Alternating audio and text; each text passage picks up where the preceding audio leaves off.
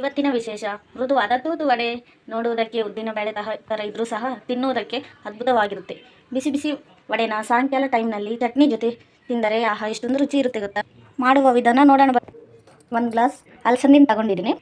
ಇದನ್ನು ಚೆನ್ನಾಗಿ ತೊಳೆದು ನೆನಿಟ್ಕೊಂಡು 1 or 2 hours ಇದ್ರೆ ಸಾಕು, ಅದಕ್ಕೆ ಮೇಲೆ ಬೇಡ ರೀ. ಅದನ್ನು ಚೆನ್ನಾಗಿ ರುಬ್ಬಿ ಇಟ್ಕೊಂಡಿದ್ದೀನಿ. ರುಚಿಗೆ ತಕ್ಕಷ್ಟು ಉಪ್ಪು, ಸಾಲ್ಟನ್ನು ತಗೊಂಡಿದ್ದೀನಿ.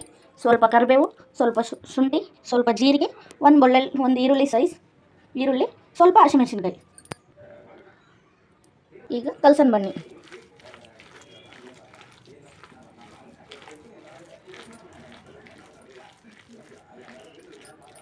ಚೆನ್ನಾಗೆಲ್ಲ ಕಲಿಸಿದ ಮೇಲೆ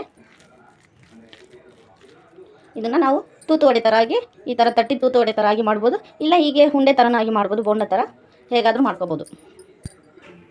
ಕಲಸಿ ಇಟ್ಕೊಂಡಿದ್ದೀನಿ. ವಡೆ ಮಾಡುವ ವಿಧಾನ: ಪ್ಯಾನ್ನಲ್ಲಿ ಎಣ್ಣೆ ಹಾಕಿಟ್ಕೊಂಡಿದ್ದೀನಿ.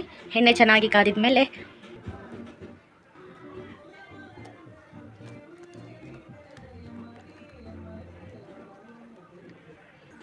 ಈ ಥರ ಚೆನ್ನಾಗಿ ಮಾಡಿಕೊಂಡು ಈ ಥರ ಸಣ್ಣ ತೂತಾಗಿದ್ದು ಎಣ್ಣೆ ಕಾದಿದೆ ಇಲ್ಲ ನೋಡೋಕ್ಕೆ ಈ ಹಿಟ್ಟನ್ನು ಸ್ವಲ್ಪ ತಗೊಂಡು ಎಣ್ಣೆನಲ್ಲಿ ಹಾಕಿ ನೋಡಿ ಕಾದಿದೆ ಇಲ್ಲ ಅಂತ.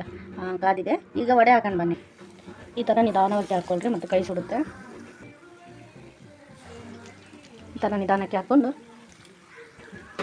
ತಿರ್ಸಿ ಹಾಕ್ರಿ ಹಾಕಿರೋವನ್ನ.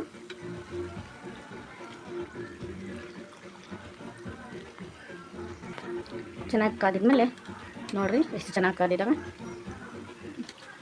ಈಗ ಅದನ್ನೆಲ್ಲ ತಗೊಂಡು ಒಂದು ಬಟ್ಲ ತಗೊಂಡಿದ್ದೀನಿ. ಇದರಲ್ಲಿ ನ್ಯೂಸ್ ಪೇಪರ್ ಹಾಕಿದ್ದೆ ಎಣ್ಣೆ ಚೆನ್ನಾಗಿ ಅದಕ್ಕೆ ಹೀರ್ಕೊಳ್ಳುತ್ತೆ. ನೋಡಿರಿ ಎಷ್ಟು ಚೆನ್ನಾಗಿ ಬಂದಿದ್ದಾವೆ ಅಲ್ವಾ. ಹಾಗೆ ಇರೋ ಹಿಟ್ಟನ್ನು ನಾನು ಹಾಕೊಂಡ್ಬಿಡ್ತೀನಿ. ಎಣ್ಣೆ ಚೆನ್ನಾಗಿ ಕಾಗಿದ್ಮೇಲೆ ಹಾಕಿದರೆ ಹೀಗೆ ಕುದೀತದೆ ನೋಡಿರಿ, ಎಷ್ಟು ಚೆನ್ನಾಗಿ ಕುದೀತಿದೆ ಅಲ್ವಾ.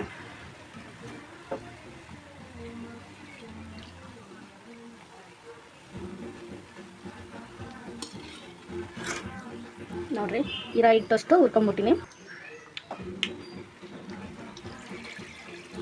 ಎಣ್ಣೆ ಚೆನ್ನಾಗಿ ಇಳಿದ ಮೇಲೆ ಹಾಕಿದ್ದೀನಿ. ನೋಡಿರಿ ಎಷ್ಟು ಚೆನ್ನಾಗಿ ಬಂದಿದ್ದಾವೆ.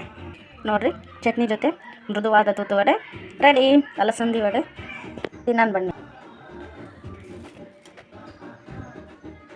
ಈ ಥರ ಚಟ್ನಿ ಹತ್ಕೊಂಡು ಈವ್ನಿಂಗ್ ಟೈಮ್ನಲ್ಲಿ ತಿಂದರೆ ಎಷ್ಟು ಚೆನ್ನಾಗಿರುತ್ತೆ. ವಾವ್, ಸೂಪರ್ ಆಗಿದೆ ರೀ.